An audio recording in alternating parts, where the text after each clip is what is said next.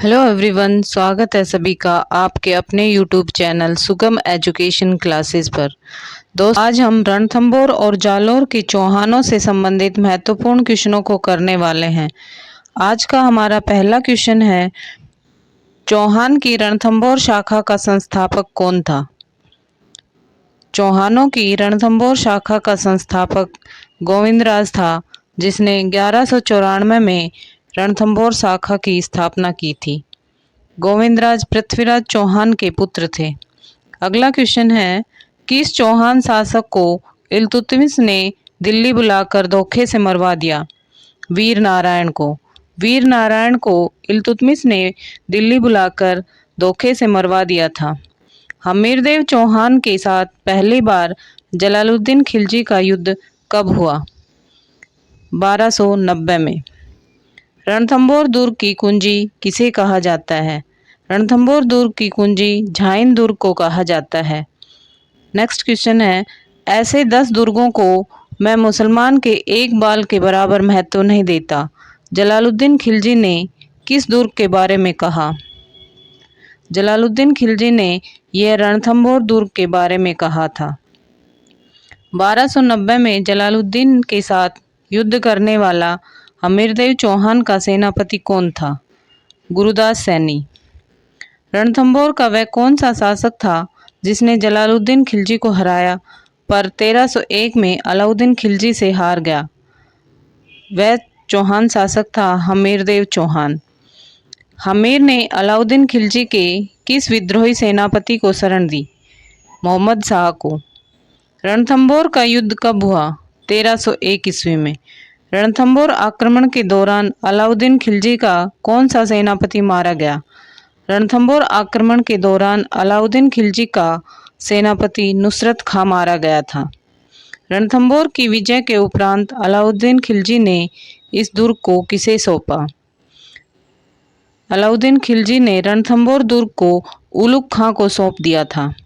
Next question है, रणथंभौर व राजपुताना का पहला साका कब हुआ? 11 जुलाई 1301 को।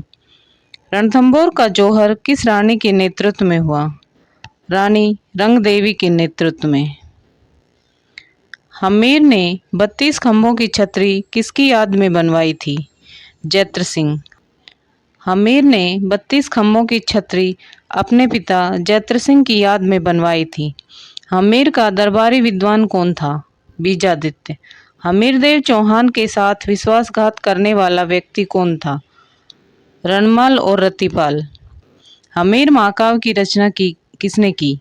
हमीर महाकाव्य की रचना नैनचंद्र सूरी ने की थी। हमीर रासों की रचना सारंगधर और जोधराज ने। हमीर हट चंद्रशेखर द्वारा रचित। हमीर मदमर्दन जयसिंह सूरी द्वारा रचित है। खजाइन उल फुतूह किसकी कृति है? अमीर खुसरो की। हमीर ने अपने जीवन काल में कितने युद्ध लड़े? हमीर ने अपने जीवन काल में 17 युद्ध लड़े थे, जिसमें से 16 युद्ध हमीर ने जीते थे। हमीरदेव चौहान के गुरु कौन थे? राघव देव। कान्हड़ देव कहाँ का शासक था? जालोर का। किस ग्रंथ में अलाउद्दीन खिलजी की जालोर विजय का वर्णन मिलता है? कान्हड़ देव प्रबंध में। कान्हड़ देव प्रबंध पद्मनाभ द्वारा रचित ग्रंथ है। अगला क्वेश्चन है, जालोर में चौहान वंश के संस्थापक कौन थे? जालोर में चौहान वंश के संस्थापक कीर्तिपाल थे। कीर्तिपाल ने किस मेवाड़ शासक को पराजित किया? कीर्तिपाल ने सामंत सिंह को पराजित किया था। कीर्तिपाल को कीतु एक महान शासक किसने कहा था? यह मोणोद नैन्सी ने कहा था। किस अभिलेख में कीर्तिपाल को राजेश्वर कहा गया? सुंडा अभिलेख में। अगला क्वेश्चन है, 1305 में अलाउद्दीन के किस सेनापति ने जालोर पर आक्रमण किया? अलाउद्दीन का सेनापति था ऐन उल मुल्क मुल्तानी ने। सिवाना दुर्ग पर अलाउद्दीन ने कब आक्रमण किया? 1308 में। सिवाना का दुर्ग किस पहाड़ी पर स्थित है? सिवाना का दुर्ग हल्देश्वर पहाड़ी पर स्थित है। सिवाना दुर्ग की स्थापना किसने की? सिवाना दुर्ग की स्थापना वीर नारायण पवार ने की थी। अलाउद्दीन खिलजी ने सिवाना दुर्ग को किसे सौंपा था? अलाउद्दीन खिलजी ने सिवाना दुर्ग को कमालुद्दीन को सौंप दिया था। कमालुद्दीन ने जालौर दुर्ग पर आक्रमण कब किया? 1131 में। जालौर में केसरिया किसके नेतृत्व में हुआ? जालौर में केसरिया कानड़देव और वीरमदेव के नेतृत्व में हुआ था। अलाउद्दीन ने सिवाना का नाम क्या रखा था?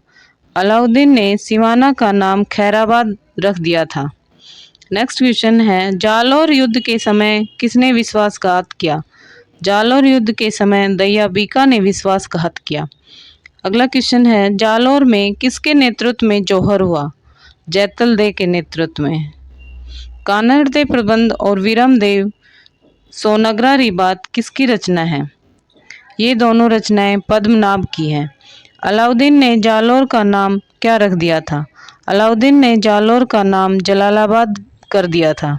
नेक्स्ट क्वेश्चन है, सिवाना दुर्ग पर आक्रमण के समय अलाउद्दीन का सामना किसने किया? शीतलदेव और सोम ने। दोस्तों, ये थे आज के हमारे रणथंभौर और जालौर से संबंधित महत्वपूर्ण क्वेश्चन। अगर आपको ये क्वेश्चन पसंद आए तो लाइक करें, शेयर करें और चैनल को सब्सक्राइब कर लें ताकि आने वाले वीडियो का नोटिफिकेशन आपको मिलता रहे। मिलते हैं अगले वीडियो में, तब तक के लिए जय हिंद, जय भारत।